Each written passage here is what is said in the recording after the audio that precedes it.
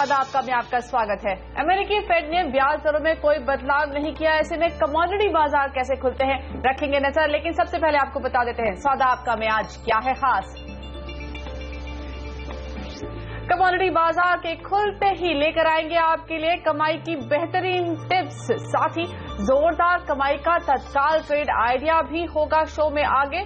किरण जाधव जुड़ेंगे हमारे साथ, बताएंगे आपको आज के लिए निफ्टी की दमदार स्ट्रैटेजी और कौन से ऐसे छोटे शेयर हैं जहां पर आपकी नजर होनी चाहिए, क्योंकि वहां पर जो परफॉर्मेंस है वो बहुत बढ़िया है। स्मॉल कैप शेयर जिनमें बड़ा एक्शन, छोटे शेयर बड़ी छलांग लेकर आएंगे। साथ ही हमारे साथ जुड़ेंगे मितेश ठक्कर, उनके साथ एफएनओ बाजार में क्या होनी चाहिए आपकी स्ट्रैटेजी ये समझेंगे। और साथ ही होंगे अमित हरचेकर भी, बेहतरीन निफ्टी ऑप्शन स्ट्रैटेजी लेकर आएंगे आज वो आपके लिए। और आपके शेयरों पर प्रकाश काबा की फटाफट सलाह रोज की तरह। तो बने रहिए, सादा आपका में एक पावर पैक शो है। चलिए सबसे पहले बात कर लेते हैं कमोडिटी बाजार की।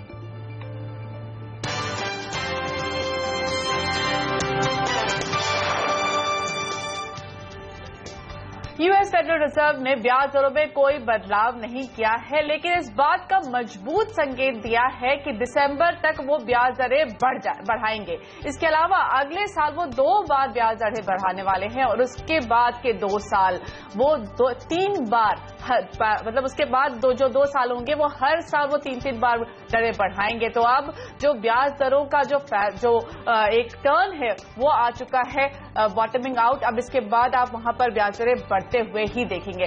तो ऐसे में कल के फैसले के बाद सोने में जोरदार तेजी देखने को मिली, लेकिन कल 1.5% उछला सोना, उसके बाद थोड़ा सा प्रेशर आया। इस वक्त $1323 के आसपास कारोबार है अंतर्राष्ट्रीय बाजार में।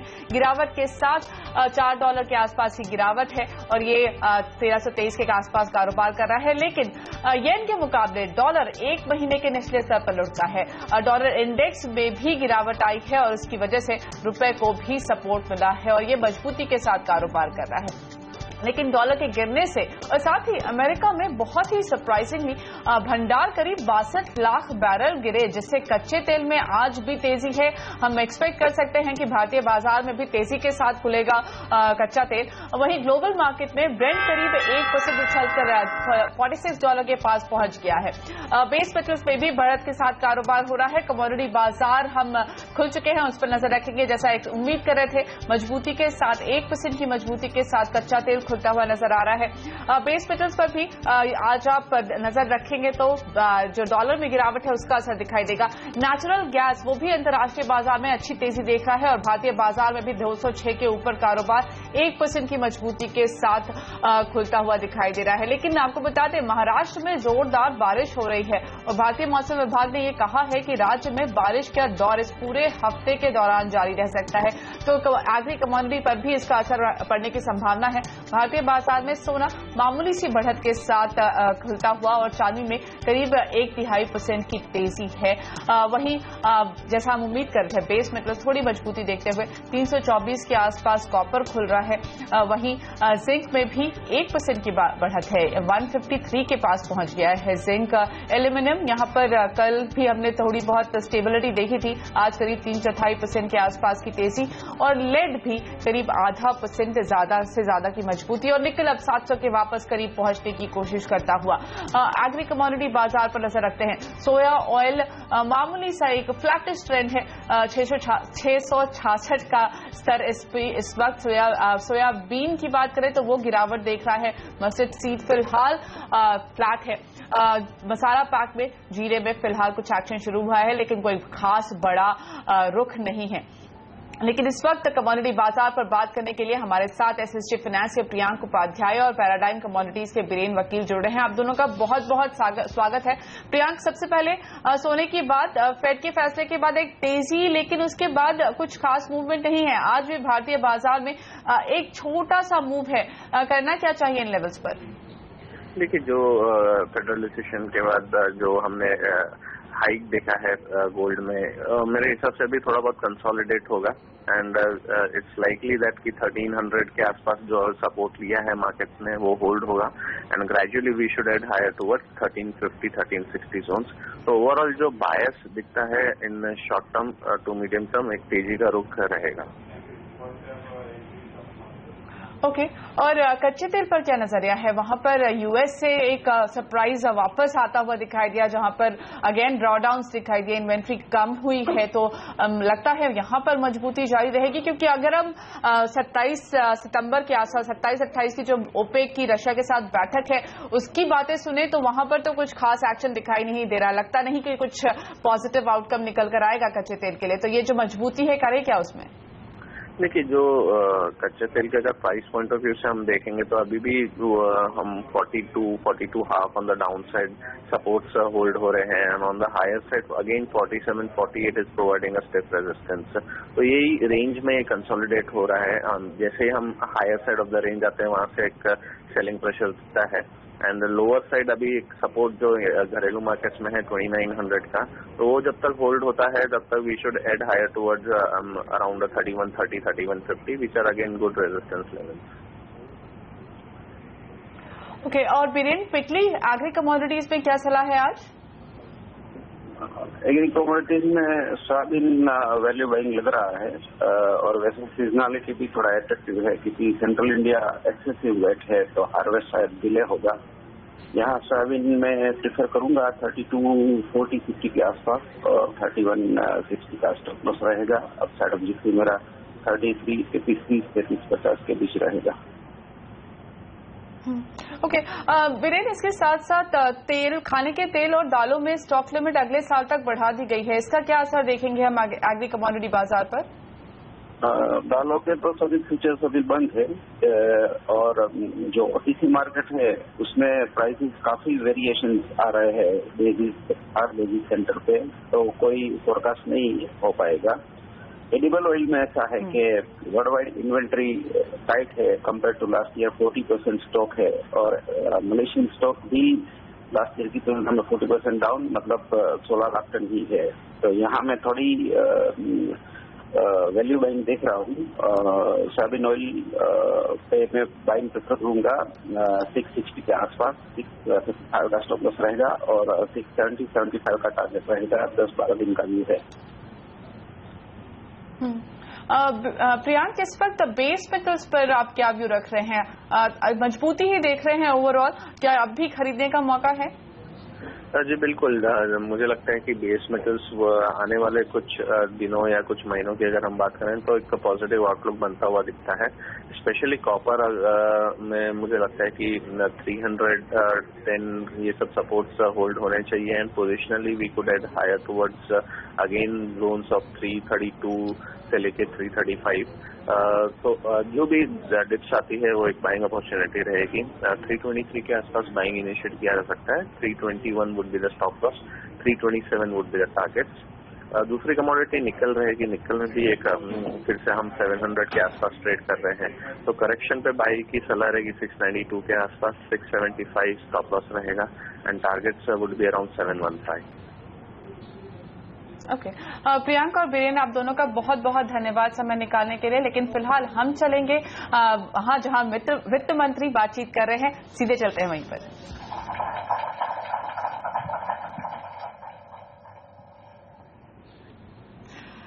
ओके तो वित्त मंत्री की बातचीत खत्म हो गई है। अगर वापस वहां से कुछ निकल कर आता है तो आपको जरूर बताएंगे। फिलहाल हम लेंगे एक छोटा सा ब्रेक, और ब्रेक के बाद जोरदार कमाई के तत्काल ट्रेड आइडिया लेकर आएंगे, और साथ ही किरण जाधव जुड़ेंगे, बताएंगे आज के बाजार में निफ्टी की दमदार स्ट्रैटेजी। आप बने रहिए हमारे साथ।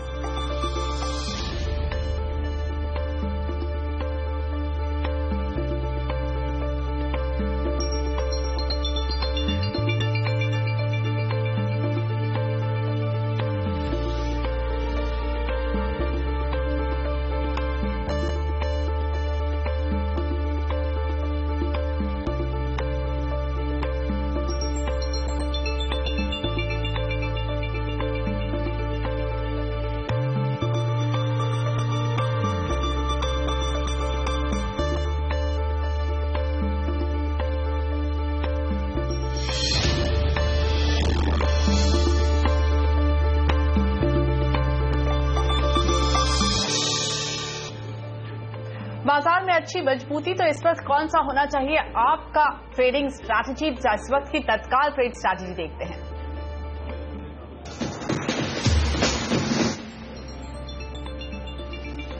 तो Vivek Gupta, director research 24 carat financial services की राय में आपको इस वक्त एनएमडीसी में खरीदारी करनी चाहिए। 104 रुपए 50 पैसे के ऊपर आप खरीदारी करिए। 103 पर एक स्टॉप लॉस लगा लीजिए और 107 का यहां पर टारगेट होना चाहिए। ये इंट्राडे कॉल है विवेक गुप्ता की तरफ। तो इस वक्त ये बाइंग आइडिया, तत्काल ट्रेड आइडिया।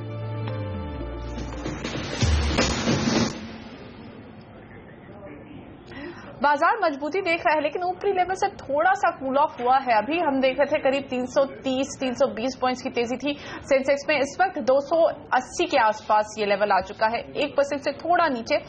निफ्टी का भी यही हाल है, 86 पॉइंट्स की बढ़त के साथ कारोबार। मिड कैप्स 3/4% ऊपर है। तो आज ज्यादा एक्शन आपको लार्ज कैप में दिखाई दे रहा है, वहां पर ज्यादा बाइंग है, आउट परफॉर्मेंस है। वहीं बैंक निफ्टी मजबूती देख रहा है, वो बहुत ही बढ़िया तेजी है, 1.4% के आसपास की तेजी अब भी बनी हुई है। स्टॉक्स जो फोकस में है दिग्गजों में, ऑटो शेयर में बहुत बढ़िया तेजी आई है। हीरो मोटो करीब 3% भागा है, मारुति सुजुकी 2% ऊपर है, साथ ही बजाज ऑटो भी 1.5% ऊपर, और टाटा मोटर्स में भी अच्छी बाइंग है। लेकिन साथ ही बैंकिंग स्टॉक्स ऑब्वियसली वहां पर आप अच्छी बाइंग देख रहे हैं। बैंक ऑफ बड़ौदा 2% ऊपर, आईसीआईसीआई बैंक में 2% तेज है, इंडसइंड बैंक में 2% के आसपास की तेजी, और हिंडाल्को यहां पर नजर रखिए, ये करीब 2.25% के आसपास की तेजी देख रहा है। सिर्फ 4 या 5 स्टॉक हैं जहां पर आपको दबाव दिखाई दे रहा है, और उसमें सबसे ज्यादा असर पड़ा है आईटी काउंटर्स पर, चाहे वो विप्रो हो, टीसीएस, एचसीएल, सभी लाल निशान में ट्रेड कर रहे हैं। उसके साथ साथ आइडिया सेलुलर भी दबाव के साथ ट्रेड कर रहा है। कुछ छोटे काउंटर्स पर नजर डाल लेते हैं तो यहां पर आपको दिखाई देगा एचसीएल इन्फोसिस्टम्स, ये स्टॉक 6% ऊपर है। तो लार्ज कैप स्टॉक्स के ट्रेंड को बक करते हुए एचसीएल इन्फोसिस्टम्स यहां पर बहुत अच्छी बाइंग है।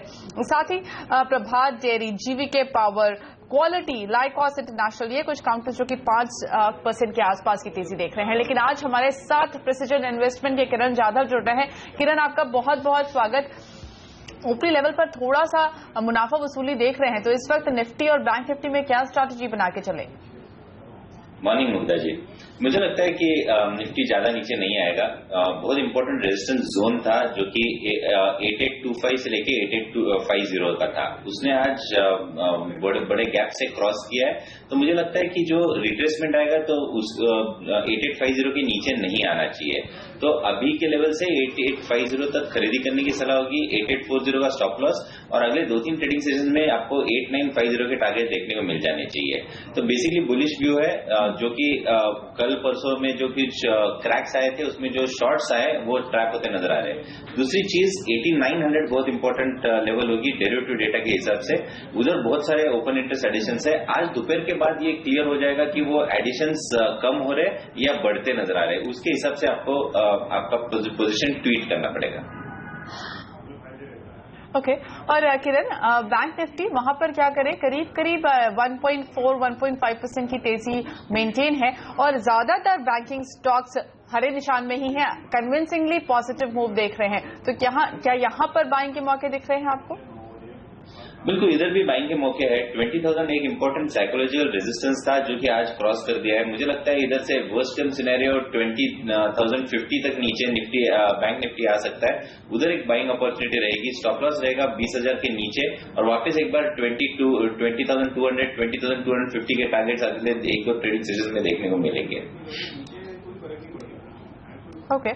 तो ये सलाह है बैंक निफ्टी और साथ ही निफ्टी पर। लेकिन इस वक्त फोकस करते हैं उन छोटे शेयरों में जहां पर तेजी बहुत तेज है। हमारे साथ हमारे रिसर्च हेड आशीष वर्मा जुड़ रहे हैं, जो ऐसे छोटे शेयर लेकर आए हैं।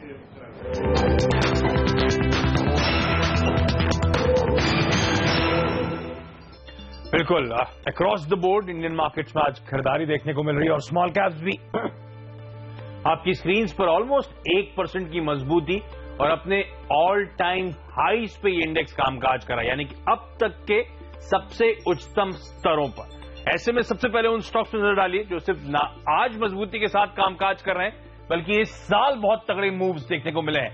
प्राइम सिक्योरिटीज आज 5% ऊपर, इस साल 320% के रिटर्न्स इस काउंटर ने दिए हैं। स्टार पेपर्स में 5% की मजबूती और इस साल 140% के रिटर्न्स, और बीपीएल बहुत स्ट्रांग मोमेंटम में ये काउंटर आज 6-7% ऊपर है, और इस साल अब तक 100% से ज्यादा का उछाल इस काउंटर में आया है।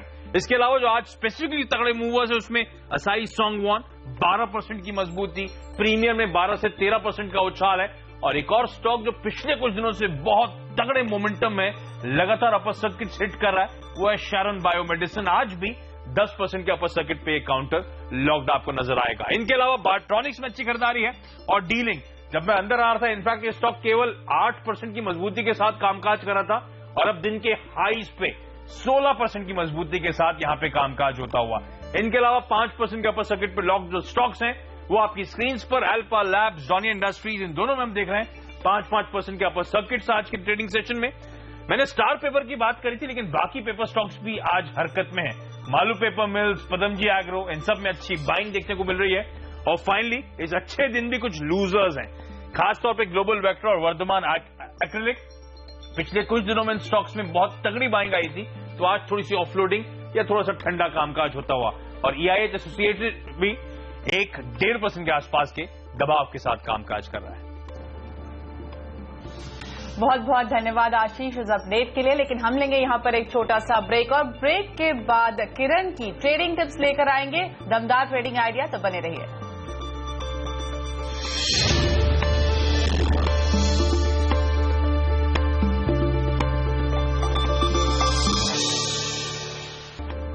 आप देख रहे हैं सौदा आपका। चलिए इस वक्त हम बात करते हैं किरण जाधव से, जानते हैं आज के लिए उनकी ट्रेडिंग टिप्स क्या हैं। किरण बताइए क्या होनी चाहिए आज की ट्रेडिंग टिप्स? पहला स्टॉक होगा टीवीएस मोटर, जहां पे बाय करने की सलाह होगी। बहुत अच्छे कंसोलिडेशन का ब्रेकआउट मिला है, एक लॉन्ग टर्म पैटर्न का भी ब्रेकआउट है, तो दोनों मिला के एक बहुत अच्छा चार्ट पैटर्न बनता है आज के ट्रेडिंग के लिए और अगले एक महीने के लिए, यानी अगले सीरीज के लिए, अक्टूबर सीरीज के लिए। तो अभी के लिए 340 का स्टॉप लॉस, आज या कल तक 355 के टारगेट्स आ जाने चाहिए। पर अगर हम अगले सीरीज की बात करें तो इधर से मुझे लगता है कि ये इजीली 390, 395 तक जाने की संभावना बन जाती है, तो एक ऑप्शंस रणनीति भी इसमें अपना सकते हैं। दूसरा स्टॉक होगा टाटा कम्युनिकेशन, जहां पे बाय करने की सलाह होगी। अच्छा मोमेंटम दिखाई दे रहा है इस स्टॉक में। स्टॉप लॉस रहेगा 534 का और आज के लिए टारगेट 549। ओके, तो ये है ट्रेडिंग स्ट्रैटेजी आज के लिए किरण की तरफ से। किरण, इसी के साथ आपसे इजाजत लेंगे। बहुत बहुत धन्यवाद समय निकालने के लिए। लेकिन आजकल काले धन को लेकर इस वक्त चारों तरफ हाहाकार सा मचा हुआ है। इनकम डिक्लेरेशन स्कीम या फिर आईडीएस को लेकर लोगों के मन में काफी सवाल उठ रहे हैं। इस स्कीम की आखिरी तारीख 30 सितंबर है और जैसे जैसे ये तारीख नजदीक आ रही है लोगों का डर बढ़ता जा रहा है। CNBC आवाज के मार्केट एडिटर अनिल सिंघवी ने बात की इनकम टैक्स के मुंबई के principal chief commissioner BS Saxena से, जिसमें उन्होंने साफ किया कि किसी को डरने की जरूरत नहीं है। डर पैदा करना हमारा मकसद नहीं है। मैं आज आपको बताना चाहूंगा कि बहुत सारे लोगों के बारे में बहुत सारी इंफॉर्मेशन हम लोगों के पास हैं। जो भी चीज हमारे नोटिस में आई है, जैसे किसी आदमी ने पेनी स्टॉक कंपनी में शेयर लिया है, किसी ने लॉन्ग टर्म कैपिटल गेन किया है प्रॉपर्टी का, हम लोगों को बता नहीं रहा है, तो मतलब हम लोगों को उनसे पूछताछ तो करनी पड़ेगी कि आपने ये सब क्या किया है। तो नजरें सबके ऊपर है लेकिन डराने का इरादा नहीं है। चलिए हम लेते हैं यहाँ पर एक छोटा सा ब्रेक के बाद FNO बाजार में स्ट्रैटेजी लेकर आएगी हर्षिता सावंत और उनके साथ जुड़ेंगे MiteshThakkar.com के मितेश ठक्कर और A+ एनालिटिक्स के चीफ टेक्निकल स्ट्रैटेजिस्ट अमित हरचेकर।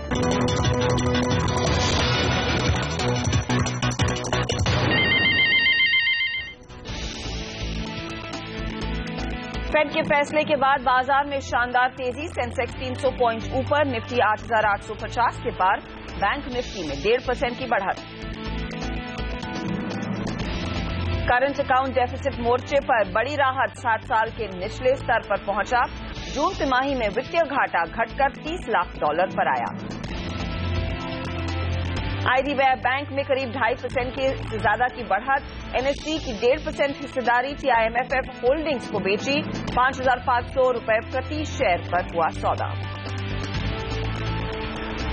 और समय पर GST लागू करने में जुटी सरकार, रोड मैप तैयार करने के लिए GST काउंसिल की पहली बैठक आज।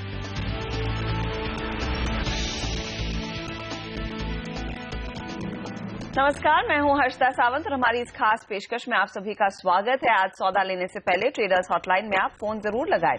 1800-209-7890 हमारा टोल फ्री नंबर है। आप हमको व्हाट्सएप के जरिए भी अपने सवाल भेज सकते हैं। 7045220000 है हमारा व्हाट्सएप नंबर।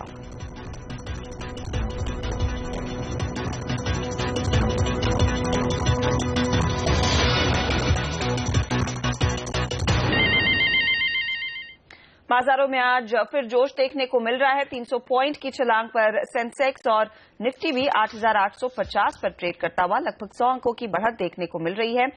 मिड कैप्स हो या फिर बैंकिंग काउंटर्स, चौतरफा खरीदारी का मूड देखा जा रहा है। दरअसल अब फोकस में ऑफकोर्स इंफ्रा कंपनियां भी रहेंगी, क्योंकि एक बहुत बड़ी डेवलपमेंट आ रही है।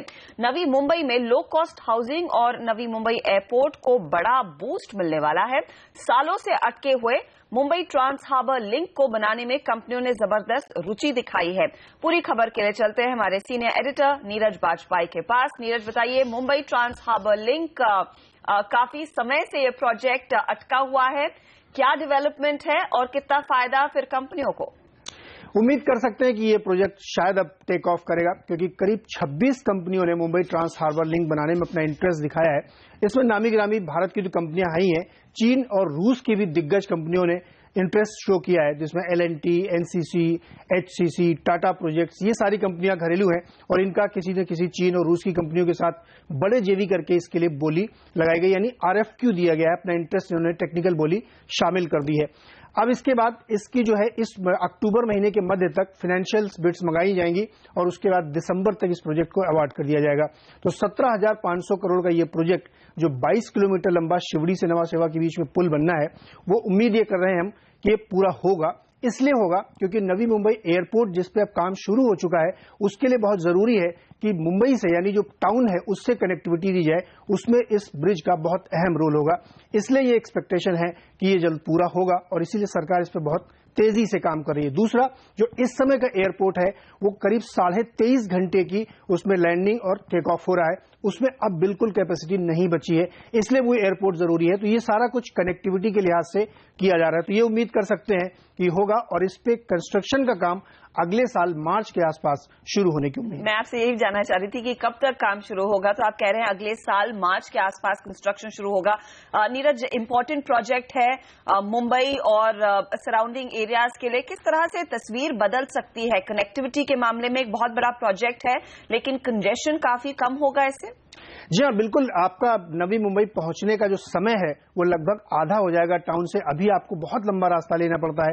साथ ही जो पूरा डेवलपमेंट है रियल एस्टेट का, वो सब उधर शिफ्ट होता हुआ दिखेगा। एक बहुत बड़ा प्रोजेक्ट है जिसको नैना कहते हैं, वो उसको टेक ऑफ मिलेगा, क्योंकि ये सारे प्रोजेक्ट ऐसे थे जो बहुत मैसिव थे, बहुत लंबे समय से फंसे हुए थे। बिना इनके उस नवी मुंबई के इलाके का विकास संभव नहीं हो पा रहा था। तो रियल एस्टेट के लिहाज से, कंजेशन के लिहाज से और टाउन को नए एयरपोर्ट को जोड़ने के लिहाज से मुंबई ट्रांस हार्बर लिंक बहुत अहम होगा। शुक्रिया नीरज। एक बढ़िया खबर यहां पर आती हुई कि मुंबई ट्रांस हार्बर लिंक को लेकर इंटरेस्ट ढेरों कंपनियों का आया है और जैसे नीरज ने कहा कि ये अगले मार्च तक इस पर काम शुरू हो जाएगा। तो ये एक बड़ी डेवलपमेंट और इंफ्रा कंपनियों का इसका पूरा फायदा जरूर देखने को मिलेगा। इसमें रिलायंस इंफ्रा, L&T जैसे बड़े नाम शामिल हैं जो इस प्रोजेक्ट का हिस्सा बन सकते हैं। इन्होंने इंटरेस्ट जाहिर किया है सरकार को। लेकिन हमारे साथ अब हमारे जानकार जुड़ गए हैं, मितेशठक्कर.com के मितेश ठक्कर और साथ ही A+ एनालिटिक्स के चीफ टेक्निकल स्ट्रेटेजिस्ट अमित हर्चेकर। आप दोनों का ही स्वागत है। मितेश, इसी स्टोरी के साथ रहते हुए पिछले कुछ दिनों में हमने देखा है इंफ्रा कंपनियों में इंटरेस्ट बढ़ता हुआ, चाहे वो हिंदुस्तान कंस्ट्रक्शन हो, रिलायंस इंफ्रा जैसे स्टॉक्स। ट्रेडर्स के लिए क्या मौका आज भी है ट्रेड लेने का, तेजी करने का? देखिए, आई थिंक स्टॉक्स में तो डेफिनेटली आई थिंक आज के गैप अप के बाद एक शॉर्ट टर्म ट्रेंड ऊपर की तरफ या इंटर इंडिकेटर सारे बाय मोड में आ गए, तो तेजी करने का मौका तो मुझे लगता है। निफ्टी में भी अगर मैं बात करूं तो 8840 का जो इंपॉर्टेंट लेवल था 8850-40 का, आई थिंक उसको ब्रेक करके ऊपर स्टेबल है थोड़ा, परंतु मुझे लगता है कि उस लेवल के ऊपर जब तक रहेगा आई थिंक ट्रेंड पॉजिटिव रहेगा और 8950 तक वापस जाने की उम्मीद है। For the timing I think clearly long buy से ट्रेड करना, अगर आप कुछ दिनों के लिए ट्रेड करें तो अच्छा फायदेमंद हो सकता है। आप अमित क्या सुझा रहे हैं निफ्टी फ्यूचर्स के ट्रेड के लिए, क्योंकि अब फोकस सभी का रहेगा कि एक्सपायरी कहां पर होती है। और जो डेटा हम पढ़ रहे थे आज सुबह में कि 8,800 के कॉल में कुछ शेयर घटे हैं, 8,700 के कॉल में शेयर घटते हुए दिखाई दे रहे हैं और ज्यादा एक्शन पुट में देखने को मिल रहा है। तो क्या फिलहाल एक्सपायरी के लिहाज से तैयारी है और क्या स्ट्रैटेजी हुआ? देखिए, पिछले 4 दिन का अगर हम ओपन इंटरेस्ट ट्रेंड देखें तो करीबन निफ्टी फ्यूचर्स में अराउंड 3,50,000 की लॉन्ग पोजीशंस ऐड हुई है। इसी कारण हमें लग रहा है कि निफ्टी में अभी भी 70-80 पॉइंट्स की रैली होने की पूरी संभावना है। वहां पे एक मार्केट एक कंसोलिडेशन जोन में जा सकता है क्योंकि वहां पे प्रॉफिट बुकिंग भी आ सकती है। तो फिलहाल हम यही सलाह दे रहे हैं कि जो इमीडिएट हर्डल है फ्यूचर्स पे अराउंड 8910 का है, तो उसके पार निकल जाता है निफ्टी फ्यूचर्स तो एक लॉन्ग करने की सलाह होगी। आपका लक्ष्य होगा 8970 एंड आपका स्टॉप लॉस होगा 8850। क्योंकि अगर हम ओवरऑल ओपन इंटरेस्ट की बात करें तो ओपन इंटरेस्ट जो 8 सितंबर को पिक आउट हुआ था तभी ओपन इंटरेस्ट निफ्टी फ्यूचर्स में अराउंड 3.43 करोड़ का था और अभी वो घट के 3.23 करोड़ आ गया है। तो हमें लग रहा है कि ओपन इंटरेस्ट में और 20-25 लाख की एडिशन होने की पूरी संभावना है, तो यहाँ से लॉन्ग पोजीशंस भी बना सकते हैं। तो व्यू लॉन्ग बायस ही होगा, लेकिन 8910 के ऊपर ही आप लॉन्ग करें जिससे कि आपको मोमेंटम अच्छा मिले। ओके, तो कुछ मोमेंटम के लिए आप निफ्टी फ्यूचर्स में तेजी की पोजीशन जरूर ले सकते हैं। 8970 का टारगेट यहां पर सुझा रहे हैं। हम सवाल जवाब का सिलसिला शुरू करते हैं। डीके राजपूत दिल्ली से लाइन पर जुड़ गए हैं। पूछिए राजपूत जी। नमस्कार मैडम। जी नमस्कार सर। हमारा राजा 2 लॉट है 1035। ओके, और ये कब खरीदा है शेयर? ये अभी करीब 10-12 दिन पहले। 10-12 दिन की पोजीशन है ये। इसके अलावा और कोई पोजीशन? एनसीसी के 2 लॉट हैं, ये भी 10-12 दिन पहले खरीदा है 8665 पे। ओके, इन दोनों स्टॉक्स पर मितेश मैं आपकी राय लेना चाहूंगी। पहले एनसीसी नागार्जुना कंस्ट्रक्शन कंपनी, और जैसे हम वो ट्रांस हार्बर लिंक की बात कर रहे थे, मेरे ख्याल में एनसीसी भी एक इंटरेस्टेड पार्टी है उस प्रोजेक्ट में। क्या सलाह होगी? 8665 की ये पोजीशन खड़ी है। देखिए, इसका चार्ट पॉजिटिवली बायस है। स्टॉक अपने स्विंग हाई जो कि 89 के आसपास ट्रेड कर रहा है उसको क्रॉस नहीं कर पा रहा। आज भी इंट्राडे हाई 8870 का है। आई थिंक 89 क्रॉस करेगा तो और तेजी मिलेगी यहाँ पर। फिलहाल मैं सजेस्ट करूंगा कि आप इसको 86 या 8570 के स्टॉप लॉस के साथ होल्ड करें, जो कि आपकी प्राइस के आसपास है। जैसे ही 89 क्रॉस करता है मुझे लगता है कि तुरंत ही 93-94 तक जाके आपको अच्छी प्रॉफिट बुकिंग अपॉर्चुनिटी दे सकता है। और अमर राजा बैटरी जो इन्होंने 1035 के आसपास पोजीशन ली है। हर्षिता, यहाँ पर स्टॉक एक्चुअली एक अच्छा ब्रेकआउट दिया था उसने मिड फर्स्ट वीक ऑफ सितंबर में। उसके बाद स्टॉक साइडवेज हो गया है, तो ये रेंज ट्रेड कर रहा है 978 से लेकर 1040 का। आई थिंक 978 के स्टॉप से होल्ड करें और ऊपर में 1040 के आसपास पहले प्रॉफिट बुक कर लें, क्योंकि अगर वहां पर उसको क्रॉस नहीं करता तो वापस इसी रेंज में ऊपर नीचे करता रहेगा और इनको इसमें कुछ बड़ा मूवमेंट नहीं मिलेगा। तो इनकी प्राइस के आसपास एग्जिट का ध्यान रखें 1035-40 के बीच में, और 978 का स्टॉप लॉस लगाएं। अगर वो तोड़ेगा तो कुछ और करेक्शन आ सकता है। अगला सवाल ले लेते हैं। कुमुद कुमार हिरमानी हमारे साथ बड़ौदा से लाइन पर है। पूछे कुमुद। हाँ नमस्ते मैडम। मैंने रिलायंस कैपिटल 600 का कॉल लिया 9 रुपीज पे, तो अभी मुझे क्या करना चाहिए? रिलायंस कैपिटल 600 का कॉल आपने 9 रुपए पर लिया। आज देख लेते हैं कहां पर ट्रेड है। 2 रुपए 95 पैसे पर यहाँ पर पोजीशन, और कैश मार्केट में भी देख लेते हैं स्टॉक कहां पर ट्रेड कर रहा है। 564, तो out of the money definitely है। अमित, क्या सलाह होगी? एग्जिट लेना best?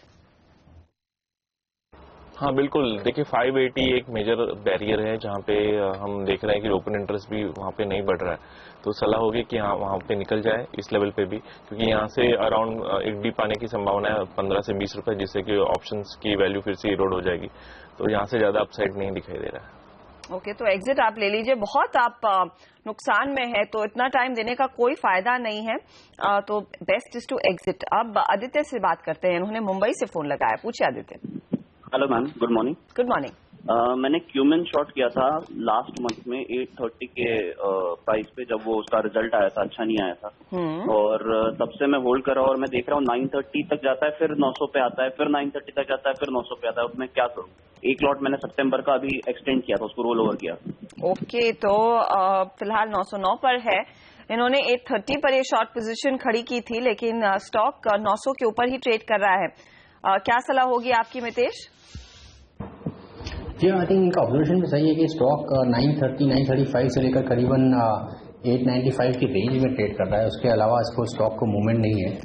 For the timing hold करें। ऑब्वियसली आई थिंक अगर ये ऊपर में 935 क्रॉस करेगा तो नई रैली चालू करेगा, परंतु अगर ये थोड़ा सा अगर 900 से लेकर 895 से लेकर 890 के लेवल्स को ब्रेक कर देता है डिसाइसिवली, तो आई थिंक वापस इसमें करेक्टिव मूवमेंट चालू हो जाएगा, जो कि शॉर्ट के लिए अच्छा रहेगा। और फिर ये आई थिंक नीचे में इसके टारगेट्स करीबन होंगे 865 860 के आसपास के, तो वहां पे आप इसमें आप पोजीशंस को अपनी क्लोज कर सकते हैं। क्योंकि इन्होंने अगस्त सीरीज में पोजीशन ली, सितंबर में रोल किया, अब अगले हफ्ते एक्सपायरी आनी चाहिए।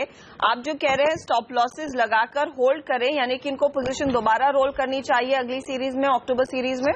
जी हर्षद, आई थिंक इन्हें रोल करनी पड़ेगी, बिकॉज फिलहाल ये स्टॉक साइडवेज, अभी कोई डायरेक्शन का ट्रेंड, यहाँ पे कोई ट्रेंड का सिग्नल नहीं है। परंतु अगर ये ब्रेकडाउन देता है, और काफी ओवरबॉट है स्टॉक क्योंकि ये रैली किया हुआ स्टॉक है नीचे से, आई थिंक अगर ये ब्रेकडाउन देता है 893 के नीचे तो 860 तक मिल जाएगा, और नहीं तो अगर 937 के ऊपर ब्रेकआउट से फ्रेश तेजी का सिग्नल बनेगा वहां पर, तो आपको एक बार रोल तो करना ही पड़ेगा स्टॉक को, परंतु थोड़े लेवल्स ही आपके वाइडर हैं, परंतु अब यही स्टॉक की टेक्निकल पोजीशन है। तो एक बार आपको रोल करना पड़ेगा आदित्य, तो आप वो कॉल लीजिए कि अगर आप एक और सीरीज तक का टाइम देना चाहते हैं या नहीं। पुखराज हमारे साथ डिब्रूगढ़ से लाइन पर जुड़ गए हैं, पूछे पुखराज। हाँ सर, मैं ये जानना चाहता हूँ कि मैंने HDFC बैंक के 4 लॉट लिए थे आज से 2 हफ्ते पहले, 10 रुपए 50 पैसे के भाव से। ओके। मेरा स्ट्राइक प्राइस था 1320 पे था।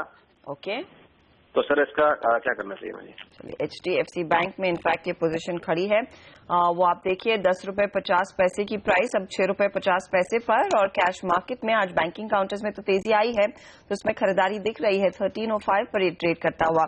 अमित, क्या टाइम देना चाहिए इस ट्रेड को? देखिए, स्टॉक का जो राइजिंग रेजिस्टेंस लाइन है HDFC बैंक में अराउंड 1320 का बनता है, तो उसके ऊपर जाना काफी मुश्किल है शॉर्ट टर्म में, एटलीस्ट ये एक्सपायरी में। तो सलाह ये है कि यहाँ पे निकल जाए। अगर आपको ऑप्शन में कोई शिफ्ट करना है तो HDFC का लिमिटेड का आप ऑप्शन ले सकते हैं, जिसका स्ट्राइक प्राइस होगा अराउंड 1440 या 1460 के बीच में, वो ले सकते हैं। वहाँ पे बढ़ने की गुंजाइश है, क्योंकि वहाँ पे 3 से 4% की भी रैली आ सकती है। ओके, तो होल्ड करने की सलाह इनफैक्ट HDFC में ज्यादा एक्शन बनता हुआ दिखाई दे सकता है, तो अगर आप चाहें स्विच भी कर सकते हैं। हम लेंगे एक छोटा सा ब्रेक ब्रेक के बाद ऑफ कोर्स आपको बताएंगे आज की ऑप्शन स्ट्रैटेजी, और साथ ही वो कौन से स्टॉक्स है जिसमें आप पोजीशन खड़ी करें। अमित और मितेश के ट्रेडिंग पिक्स ब्रेक के बाद।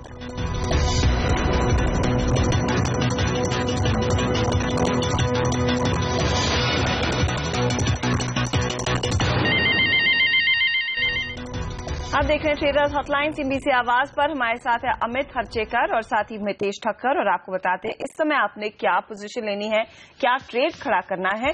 सबसे पहले एक ऑप्शन स्ट्रैटेजी आपके सामने पेश करेंगे। अमित बताइए, क्या सुझा रहे हैं आप आज? देखिए, हम सजेस्ट कर रहे हैं कि आप 9000 का पुट राइट करें और साइमल्टेनियसली 8900 का पुट आप बाय करें। इससे आपको टोटल डिफरेंस मिलेगा अराउंड 60 to 65 रुपीज। मार्केट यहाँ से 50-60 पॉइंट की रैली करता है, तो ये जो स्प्रेड है वो घट के अराउंड 20 से 25 रुपए रह जाएगा। तो इसमें स्टॉप लॉस आपको 80 रुपए का रखना है, क्योंकि ये स्प्रेड अभी 60 रुपए पे चल रहा है, एंड 20 रुपए की आप उम्मीद कर सकते हैं ये स्प्रेड का। मितेश, स्टॉक्स पर अब अगर आए तो क्या आपने पिक किया है आज के ट्रेड के लिए?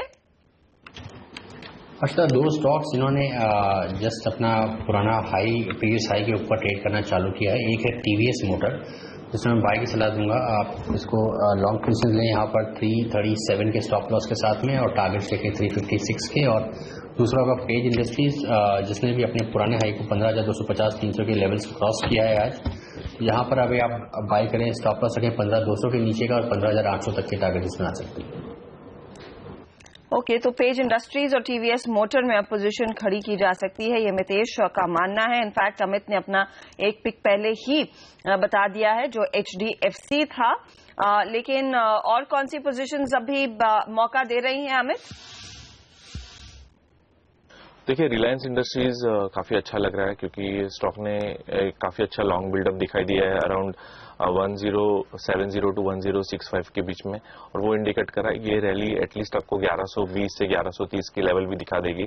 तो सजेशन है कि आप यहाँ पे भी लॉन्ग करें, 1061 का फ्यूचर में स्टॉप लॉस रखें और आप लॉन्ग साइड में खेलें। दूसरा पिक एक HDFC लिमिटेड है, हमें एक्सपेक्टेशन है कि 1460 to 1470 तक ये स्टॉक एक्सपायरी के पहले जाएगा, तो 1392 का इस पे स्टॉप लॉस रखे फ्यूचर्स में। एंड तीसरा एक शॉर्ट कॉल है HCL टेक पे, इसमें काफी डिस्ट्रीब्यूशन दिखाई दे रहा है अराउंड 790 to 795 के बीच में, तो हम सजेस्ट कर रहे हैं कि आप इस लेवल पे भी फ्यूचर शॉर्ट करें। आपका स्टॉप लॉस होगा 815 का, और हम उम्मीद कर रहे हैं कि ये स्टॉक 745 to 750 जाके स्टेबलाइज होगा। तो ये फिलहाल पोजीशंस HCL टेक में बिकवाली की सलाह, HDFC में खरीदारी की सलाह और RIL में इन्होंने एक बाय कॉल दिया है। रिलायंस पर हम आपको ये बता दें, जो आप चैनल देख रहे हैं इसका स्वामित्व और प्रबंधन रिलायंस इंडस्ट्रीज के हाथ में ही है। हम इसी के साथ लेंगे आप दोनों से इजाजत। मितेश और अमित, बहुत बहुत शुक्रिया हमारे लिए समय निकालकर हमारे दर्शकों के सवालों के जवाब देने के लिए और साथ ही इन ट्रेडिंग आइडियाज का भी खुलासा करने के लिए। फिलहाल लेंगे एक ब्रेक के बाद ITL का अपडेट आपकी स्क्रीन पर।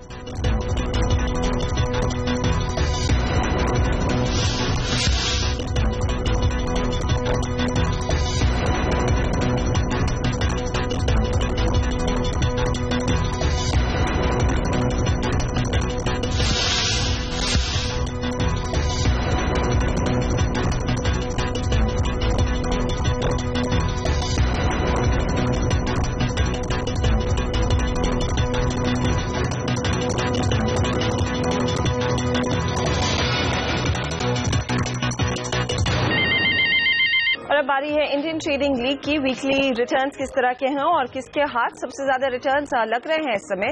संजीव मेयर करीब 46% के रिटर्न्स ये कमाते हुए ये ट्रेडर्स लीग के लीडर हैं। वहीं कमोडिटी में आप देखिए तुलुगु लक्ष्मीपति, इनके रिटर्न्स अब और भी बढ़ते हुए 107% के रिटर्न्स इनके हाथ। और स्टूडेंट्स लीग में चिराग ज्योति ने 39% के रिटर्न्स कमाए हैं। महिलाओं की लीग भी देख लेते हैं, यहाँ पर प्रियंका अग्रवाल ने 130% के रिटर्न्स कमाए हैं। संजय मेयर हमारे साथ लाइन पर हैं। Sanjay good morning. Sanjeev good morning, बताइए क्या स्ट्रैटेजी आपने ली कि 46% के रिटर्न्स मिले हैं? Good morning. बेसिकली मैं ओपन लो और ओपन हाई का फॉलो करता हूँ और उसके बेस पर ट्रेड करता हूँ। नहीं तो आपने किस में ट्रेड किया? इंडेक्स में ही प्ले किया है? इंडेक्स बैंक निफ्टी में ट्रेड करता हूँ नॉर्मली। और बैंक निफ्टी में आपकी क्या पोजीशन थी संजीव? क्या था, लॉन्ग दोनों किया था, तो दोनों तरफ का मैंने यूज किया है। ओके, वॉलेटिलिटी का फायदा उठाया और दोनों साइड की पोजीशन इन्होंने ली, तो प्राइमरली एक हेड स्ट्रैटेजी से इनके हाथ वो 46% के रिटर्न्स मिले हैं। Congratulations and all the best. इसी के साथ ITL की ये विजेता से हमारी बात हुई, लेकिन CNBC आवाज पर वक्त हो रहा है एक छोटे से ब्रेक का। ब्रेक में जाते जाते सेंसेक्स निफ्टी आपकी स्क्रीन पर एक बार फिर लेकर आते हैं। 280 अंकों की बढ़त के साथ सेंसेक्स इस समय 28,788 के लेवल्स पर और 8,864 पर निफ्टी कर रहा है कारोबार। पूरा जोश आज चौतरफा देखने को मिला है। छोटे मझोले काउंटर्स में खरीदारी, तो बैंक निफ्टी में भी 1.5% से ज्यादा की बढ़त। ब्रेक के बाद आपके लिए लेकर आएंगे आपके शेयरों पर फटाफट सलाह। मुग्धा जुड़ेंगी हमारे साथ और बात होगी प्रकाश काबा से।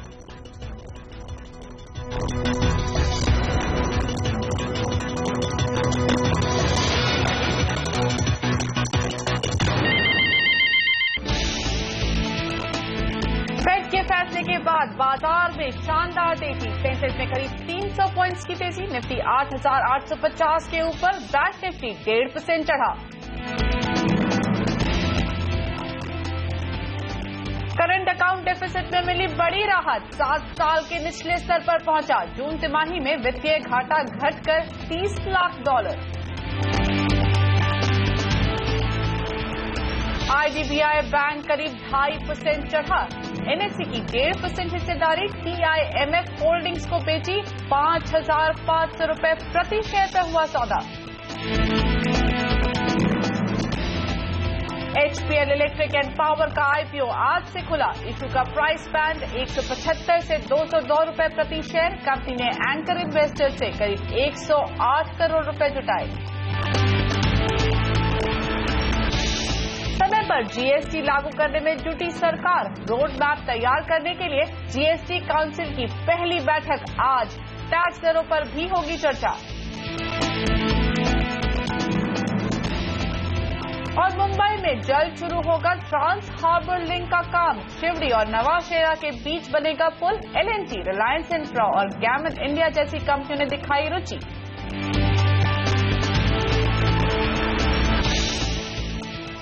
बाजार पे नजर, करीब 275-76 पॉइंट्स की बढ़त के साथ सेंसेक्स कारोबार कर रहा है, करीब 90 पॉइंट्स ऊपर है निफ्टी, लेकिन 8,870 के नीचे है, 65 पर फिलहाल कारोबार होता हुआ।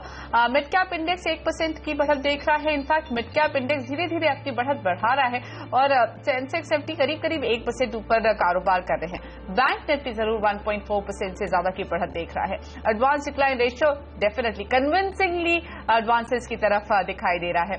स्टॉक्स जो फोकस में है, दबाव है आइडिया सेलुलर पर करीब 1% का और आईटी स्पेस पर दबाव है। कुछ आपको लैकलस्टर सा व्यू दिखाई देगा फार्मा स्पेस में, लेकिन एचयूएल पर नजर रखें, करीब 0.5% नीचे। यहां पर मॉर्गन स्टैनली ने डबल डाउनग्रेड किया है सारे ही एफएमसीजी काउंटर को और एचयूएल को ज्यादा ही, तो इसकी वजह से आप देख सकते हैं वहां पर दबाव दिखाई दे रहा है। लेकिन साथ ही बाइंग कहां पर है, बाइंग है बैंकिंग स्पेस में। इंडसइंड बैंक इस वक्त टॉप गेनर, 3% की बढ़त। हिंडाल्को में भी बहुत अच्छी बाइंग आई है, ये 3% ऊपर है। इंडसइंड बैंक भी काफी बढ़िया कारोबार कर रहा है। तो एसबीआई पर नजर रखिए, ये 2.5% ऊपर और औरोबिंदो फार्मा यहां पर लगातार बाइंग देख रहे हैं, आज भी 3% की बढ़त। इस पूरे हफ्ते का परफॉर्मेंस देखिए तो करीब 6% का रिटर्न एक हफ्ते में। साथ ही हीरो मोटोकॉर्प यहां पर नजर रखिए, ये स्टॉक करीब 2.5% ऊपर है। पावर ग्रिड, अदानी पोर्ट्स, इन सब में अच्छी बाइंग है। कुछ एक छोटे काउंटर्स पर नजर डाल लेते हैं। तो HCL इन्फो सिस्टम्स अब ये 12% से ज्यादा की तेजी देख रहा है, 12.5% ऊपर आ चुका है। इंफ्रास्ट्रक्चर स्पेस में आज इंटरेस्ट है तो सद्भाव इंफ्रा 12.5% की तेजी। साथ ही जीवीके पावर एंड इंफ्रा, वहां पर आप 4% से ज्यादा की तेजी देख रहे हैं। साथ ही ऑटो स्पेस में टीवीएस मोटर्स 3.5% की तेजी यहां पर दिखाई दे रही है और नया 52 वीक हाइस के आसपास पहुंचने की कोशिश, इनफैक्ट पहुंच गया है। 343.65 का इसका पिछला 52 वीक हाई है और ये फिलहाल कारोबार कर रहा है 345.7 पर, तो नया 52 वीक हाई बनाता हुआ टीवीएस मोटर्स। तो आज के बाजार में क्या करना चाहिए, रोज की तरह हमारे साथ जुड़ चुके हैं प्रकाशगाबा.com के प्रकाश गाबा। प्रकाश, आपका बहुत बहुत स्वागत है सीएनबीसी आवाज पर। इस वक्त आपकी निफ्टी पर क्या कॉल है, क्या खरीदना चाहिए अभी? नहीं, मुझे लगता है कि गैप अप ओपन हुआ है, हो सकता है यहीं पर क्लोज हो। अगर किसी को ट्रेड ही करना है तो बाय तो नहीं करूंगा मैं इंट्राडे के लिए प्योरली, क्योंकि ऑन द अपर सीट का अगर अपर लेवल का कोई स्टॉप लगाकर चले आज के हाई का 8,900 के ऊपर, तो शायद एक लोअर लेवल देखने को मिल सकते हैं, करीब हो सकता है 8,840, 8,830। लेकिन जो बेसिक ट्रेंड है ये स्टिल इंटैक्ट अप है, वो कॉम्प्रोमाइज नहीं हुआ। जब तक कि 8,700 बरकरार है तब तक मूव अप है। Only thing is trade range bound है, गैप अप ओपन हुआ है, तो ये ट्रेड इंट्राडे के लिए है प्योरली। ओके, तो ये इंट्राडे का कॉल है, तो थोड़ा सा यहाँ पे मौका मिलेगा बेच कर चलने के लिए। 8,830, 8,850 के टारगेट के लिए आप यहाँ पर बेच सकते हैं, 8,900 पर, लेकिन एक स्टॉप लॉस जरूर लगा लीजिएगा। प्रकाश जी, इसके साथ साथ बैंक निफ्टी 20,100 के ऊपर कारोबार है इस वक्त, यहाँ क्या करना चाहिए, कि यहाँ पर भी सेलिंग का ऑप्शन दिख रहा है आपको? एब्सोल्युटली, मुझे लगता है जो गैप अप ओपन हुआ है वो ऊपर जाकर एग्जॉस्ट हो चुका है इंट्राडे के लिए। अपर रीजन पर जो स्टॉप होना चाहिए 20,300 का, लोअर लेवल्स में अगर चांस मिलता है तो शायद एक लेवल 20,000 के आसपास या 19,950 शायद यहां पर आए। तो अगर ट्रेड बनता है तो बाय का तो नहीं बनता, इंट्राडे के लिए प्योरली अगेन शायद एक शॉर्ट साइड का ट्रेड बनता है।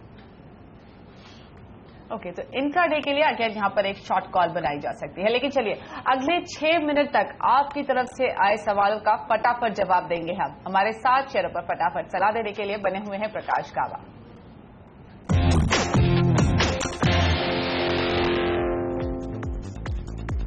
पहला सवाल वॉकहार्ट पर है। प्रमीत ने अहमदाबाद से पूछा है, 40 शेयर है इनके पास 914 के भाव पर।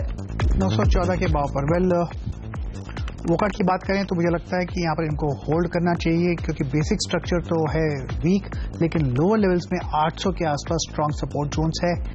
लेकिन इसका अपू है यहाँ पर for a target closer to 1030, और उसके ऊपर अगर क्लोज मिलता है, कुछ से वक्त लगता है तो फिर शायद 1200 का लेवल भी मिल सकता है, लेकिन स्ट्रांग सपोर्ट जोन 800 के हैं। रेमंड्स पर सवाल पूछ रहे हैं डीके राठी जी हापुड़ से। 100 शेयर है इनके पास 512 के भाव पर। होल्ड करना चाहिए, स्टॉप लगाना चाहिए 450 का। अपर रीजन में टारगेट 600 के नजर आते हैं, ऑल टाइम हाई है वो, लेकिन yes up move clear cut दिखाई दे रहा है। IFCI के 1000 शेयर खरीदे हैं सुरेंद्र बंसल जी ने पटियाला से। इनके पास जो बाइंग है वो करीब 37 के भाव पर है, 2 साल पहले इन्होंने खरीदे थे। एब्सोल्युटली बेसिक स्ट्रक्चर तो वीक है, लेकिन लोअर लेवल पे लगता है कि शायद यहाँ से एक बाउंस मिले, इसलिए इनको एक स्टॉप लगाना चाहिए, वो चाहिए 26 का। अपर रीजन में शायद 40 के आसपास जब भी मिले मौका वहां पर एग्जिट करते हैं बिटवीन 35 एंड 40। ओके, डाबर पर सवाल है अकबर का। लखनऊ से 300 शेयर इन्होंने खरीदे हैं 315 पर। यहाँ पर लगता है मुझे शॉर्ट टर्म में थोड़ी वीकनेस है, अगर ट्रेडर हैं तो इनको एग्जिट करना चाहिए, लेकिन बेसिक स्ट्रक्चर इसका पॉजिटिव है और थोड़ी गिरावट देख सकते हैं। अगर इनका नजरिया लंबा है तो होल्ड कीजिए। एक्साइट इंडस्ट्रीज पर सवाल पूछ रहे हैं विवेक। कानपुर से 200 शेयर खरीदे हैं 137 के प्राइस पर। सर्टनली होल्ड करना चाहिए, बढ़िया स्ट्रक्चर है, बढ़िया पॉजिटिव मूव है। यहाँ पर 180 का स्टॉप लगा कर चलिए, होल्ड कीजिए। टारगेट 225 भी जा सकते हैं और एक बार 225 है तो फिर वापस फ्रेश लुक ले सकते हैं। होल्ड। ओके, एमएमटीसी पर सवाल है सिराजुद्दीन का। श्रीनगर से 110 स्टॉक इन्होंने खरीदे हैं 43 के प्राइस पर। मेरे ख्याल से एमएमटी में जो बेसिक स्ट्रक्चर है वो लगता है कि लोअर लेवल से एक बाउंस हुआ है, लेकिन कुछ खास ट्रेंड नजर नहीं आता है, इनको एग्जिट कर देना चाहिए। फरीदाबाद के संजीव आयशर मोटर्स खरीद चुके हैं 79 शेयर खरीदे इन्होंने 23,000 के भाव पर। क्या इनको रुकना चाहिए? बढ़िया स्ट्रक्चर है, ऑल टाइम हाई की तरफ चल रहा है। इसमें अपू मुझे लगता है 25,000 का टारगेट दिखाई दे रहा है। ये स्टॉक एक्चुअली निवेश के लिए बाय एंड होल्ड, बढ़िया मौका मिल सकता है प्रॉफिट का। सिंटेक्स पर सवाल पूछ रहे हैं गौरव गुड़गांव से। 400 शेयर है इनके पास 80 रुपए के भाव पर। होल्ड करना चाहिए, स्टॉप लगाइए 82 का, करीब 100 के आसपास बेच सकते हैं। स्ट्रक्चर के हिसाब से लगता है इसमें अपू बाकी है और शायद एक लेवल 100 दिखाई देगा, वक्त लगेगा। प्लस जीवीएस फार्मा, ये स्टॉक खरीदा है आदिल ने श्रीनगर में। 3000 शेयर है इनके पास 140 के भाव पर। एक स्टॉप लगाना चाहिए 142 का और होल्ड कर सकते हैं। अगर आपको मिलता है तो टारगेट 175 के आसपास इनको मौका मिलेगा निकलने का। कैनरा बैंक खरीदा है दिल्ली के एमएल शर्मा ने।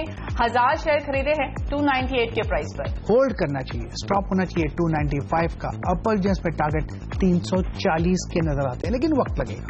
कैनरा बैंक। एसबीआई पर दाव लगाया है इमानुअल ने। खोजीकोट के 1000 शेयर खरीदे हैं 228 के भाव पर। होल्ड करना चाहिए, स्टॉप लगाना चाहिए 250 का। होल्ड कीजिए, अपर रीजन में टारगेट 280 के नजर आते हैं। कोल इंडिया पर सवाल है बेलगांव के राजीव का। 50 शेयर 330 के प्राइस पर। होल्ड करना चाहिए, स्टॉप होना चाहिए करीब 320 का। अपर रीजन में टारगेट करीब एक बार क्रॉस कर लेगा 345, शायद 360 भी नजर आए, लेकिन 360 350 जोन में स्ट्रॉन्ग रेसिस्टेंस है कोल इंडिया। ओएनजीसी पर सवाल पूछ रहे हैं आशुतोष दिल्ली से। 50 शेयर 250 पर इन्होंने खरीदे। ओएनजीसी बढ़िया स्ट्रक्चर है, बॉटम आउट हो चुका। ये स्टॉक लॉन्ग टर्म के लिए होल्ड है। इनको स्टॉप लगाना है तो 245 का स्टॉप लगाइए। टारगेट मुझे लगता है 280 के नजर आते हैं। ओएनजीसी बढ़िया स्टॉक है। एसकेएफ इंडिया पर सवाल पूछ रहे हैं फरीदाबाद के रघुबीर सिंह। 50 शेयर इन्होंने खरीदे हैं 1400 के भाव पर। बढ़िया स्टॉक है, बेसिक स्ट्रक्चर पॉजिटिव है, अप मूव ऑन है। इनको स्टॉप लगाना चाहिए करीब 1415 का। होल्ड कीजिए, टारगेट मुझे लगता है करीब 1500 के नजर आ रहे हैं। Hold SKF India. Sugar space में रेणुका शुगर पर दाव लगाया है रामनगर के दीपक ने। 500 शेयर खरीदे हैं 17 रुपए के भाव पर। मुझे लगता है कि शुगर पैक में रेणुका शुगर काफी हद तक नहीं पार्टिसिपेट किया, लेकिन लगता है लोअर लेवल्स पर ये बॉटम आउट स्ट्रक्चर है, इसलिए इनको स्टॉप लगाना पड़ेगा 1375 का। होल्ड कीजिए, इनको अगर मौका मिलता है निकलने का 25 और 26 के आसपास तो वहां पर निकल सकते हैं रेणुका शुगर। जिंदल ड्रिलिंग पर सवाल पूछ रहे हैं इस वक्त हमारे साथ अहमदाबाद से प्रमोद, औरंगाबाद से प्रमोद। 150 शेयर उन्होंने खरीदे हैं, इनका बाइंग प्राइस है 176। स्टॉप लगाइए 164 का। होल्ड कीजिए और एक ब्रेकआउट का इंतजार कीजिए, वो मिलेगा करीब 195 में। जैसे ये ब्रेकआउट मिलेगा फिर इसका आप मुंह मिल सकता है उन्हें और टारगेट मिलेगा 235 का। Hold Jindal drilling. GMR infra पर हरीश घिहानी का सवाल है नागपुर से। इनके पास 1000 शेयर हैं 13.5 रुपए के भाव पर। बस वहीं पर 13 रुपए का स्टॉप लगाना चाहिए, होल्ड करना चाहिए और होप कीजिए कि एक टारगेट को 16 और 17 जाए, वहां पर एग्जिट कर सकते हैं। बेसिक स्ट्रक्चर वीक है, लेकिन जब अपूर्व मिलेगा तो उसका एडवांटेज लेकर एग्जिट। आईसीआईसीआई बैंक पर सवाल है मुंबई के रुपेश लाड का। 3000 शेयर 230 के प्राइस पर। होल्ड कीजिए, 260 का स्टॉप लगाइए। अपर रीजन में टारगेट कुछ 300 के नजर आते हैं आईसीआईसीआई बैंक। चलिए इसी के साथ स्टॉक फटाफट पर ब्रेक लगाएंगे, लेकिन प्रकाश आज के बाजार में आपकी ट्रेडिंग टिप्स क्या है? दो स्टॉक्स अच्छे लगते हैं मुग्धा, एक तो है औरोबिंदो फार्मा, आज बढ़िया मूव मिला है, इसका टारगेट कुछ करीब टारगेट भी अचीव हो चुका। चलिए टारगेट मॉडिफाई कर लेते हैं, 835 का टारगेट था, 840 और 845 भी नजर आता है औरोबिंदो फार्मा में। स्टॉप होना चाहिए 820 का, वो भी मॉडिफाई कर लिया मैंने। बीपीसीएल दूसरा एक स्टॉक है, यहाँ पर एक अपू है, यहाँ पर स्टॉप होना चाहिए 585 का। पहला टारगेट 606, 607 और एक बार 607 तक चला जाएगा तो एक टारगेट यहाँ पर भी फिर मॉडिफाई कर सकते हैं बीपीसीएल का। दोनों ही स्टॉक बढ़िया लगते हैं। ओके, तो बीपीसीएल और अरविंदो फार्मा पसंद आ रहा है। अरविंदो फार्मा आपको 845 के टारगेट के लिए खरीदना है, स्टॉप लॉस 820 पर लगाना है, और बीपीसीएल 606, 610 के टारगेट के लिए आप खरीद सकते हैं। चलिए हम लेंगे एक छोटा सा ब्रेक, और ब्रेक के बाद सवाल जवाब का सिलसिला शुरू करेंगे। प्रकाश बने हुए हैं हमारे साथ।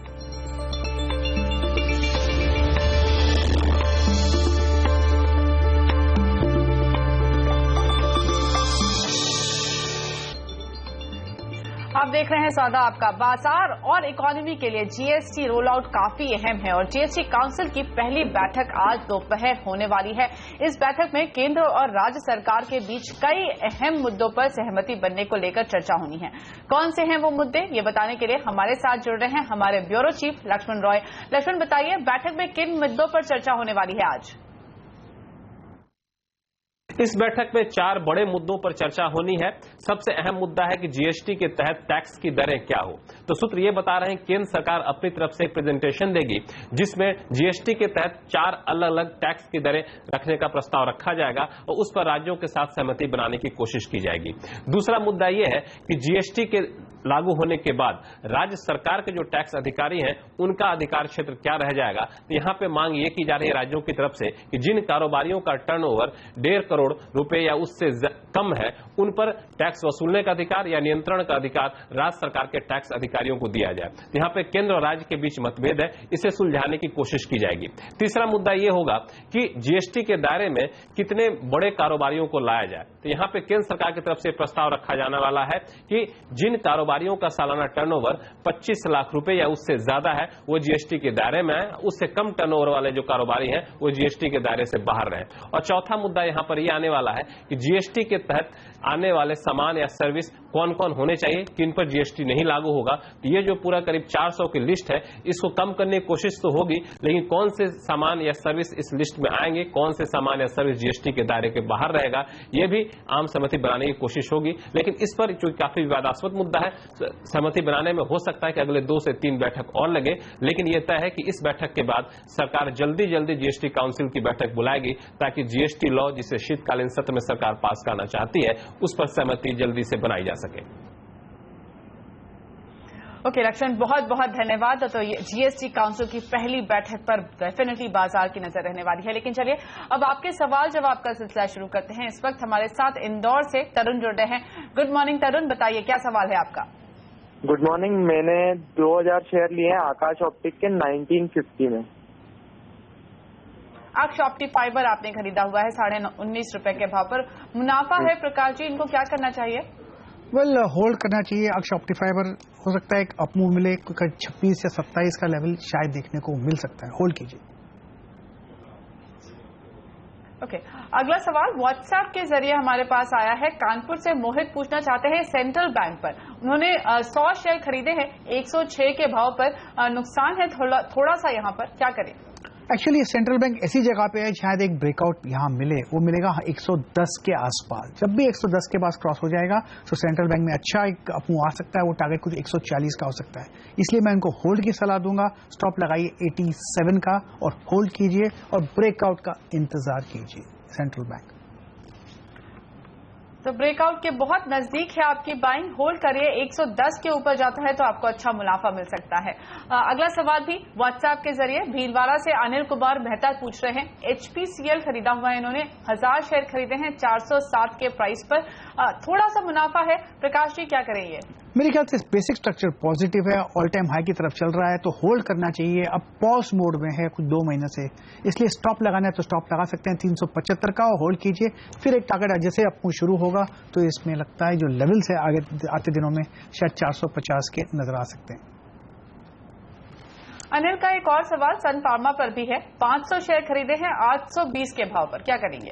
मेरे ख्याल से ये स्टॉक होल्ड करना चाहिए। फिलहाल हम देख रहे हैं कि काफी गिरावट है, लेकिन सन फार्मा में स्ट्रॉन्ग सपोर्ट जोन्स करीब 740 के आसपास है, होल्ड करना चाहिए। एक लेवल देता हूं इनको, वो उस पर ध्यान दीजिएगा 845 का। जब भी इसमें 845 के ऊपर क्लोज मिलेगा तो यहाँ पर इनको कंफर्मेशन मिलेगा कि ये डाउनमूव करेक्शन था वो खत्म हुआ और अब मूव फिर शुरू हुआ। फिर इसके टारगेट 960 के नजर आएंगे। होल्ड कीजिए सन फार्मा। ओके, चलिए आप चलेंगे यमुना नगर, जहां से दर्शन अरोड़ा जुड़ रहे हैं हमारे साथ। नमस्कार दर्शन जी, बताइए सवाल क्या है आपका? सर जी, मेरे पास अदानी एंटरप्राइजेज के हेलो, किस प्राइस पे खरीदा है आपने? आपसे रिक्वेस्ट अपने टीवी का ऑडियो कम कर दीजिए। तो 50 शेयर है मेरे पास, 72 में 50 पैसे की रेट पे। ओके, प्रकाश सर क्या सलाह होगी इनके लिए? अदानी एंटरप्राइजेस खरीदा हुआ है इन्होंने। ऐसी जगह पर लोअर लेवल्स पे सपोर्ट है, लेकिन इनको 50 शेयर्स ही हैं तो एक स्टॉप लगाना पड़ेगा इनको 16 का। होल्ड कीजिए, अगर अपमूव मिलता है यहाँ पर तो 75-76 के आसपास इनको मौका मिलता है तो वहां पर एग्जिट कर लीजिए। स्ट्रक्चर में कुछ खास ट्रेंड नजर नहीं आता। ओके, तो कुछ खास ट्रेंड नजर नहीं आ रहा है, इसलिए सलाह आपके लिए प्रकाश सर की तरफ से। लेकिन प्रकाश सर, इसी के साथ आपसे इजाजत लेने का वक्त। बहुत बहुत धन्यवाद समय निकालने के लिए। फिलहाल छोटा सा ब्रेक, और ब्रेक के बाद फोर्ब्स की रिच लिस्ट 2016 लेकर आएंगे आपके लिए, बने रहिए।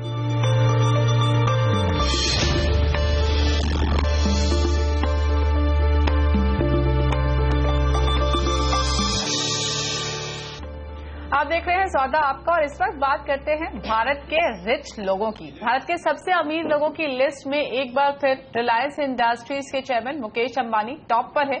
आज ही जारी हुई फोर्ब्स इंडिया की रिच लिस्ट 2016 में अंबानी का नेटवर्थ पिछले साल में 18.9 अरब डॉलर से बढ़कर 22.7 अरब डॉलर हो चुका है। दूसरे नंबर पर 16.9 अरब डॉलर के साथ सन फार्मा के दिलीप सांघवी भी बरकरार है, लेकिन शेयरों में गिरावट के चलते उनके नेटवर्थ में कुछ कमी जरूर आई है। 14.8 अरब डॉलर के साथ हिंदुजा ब्रदर्स रिच लिस्ट पे तीसरे नंबर पर है। चौथे नंबर पर अजीम प्रेमजी और 5वें नंबर पर शाहपुरजी पालोनजी ग्रुप के पालोनजी मिस्त्री हैं। सौदा आपका में आज के लिए इतना ही। आप बने रहिए हमारे साथ। ब्रेक के बाद देखिए कमोडिटी बाजार का सारा एक्शन नेहा आनंद के साथ कमोडिटी राउंड अप में।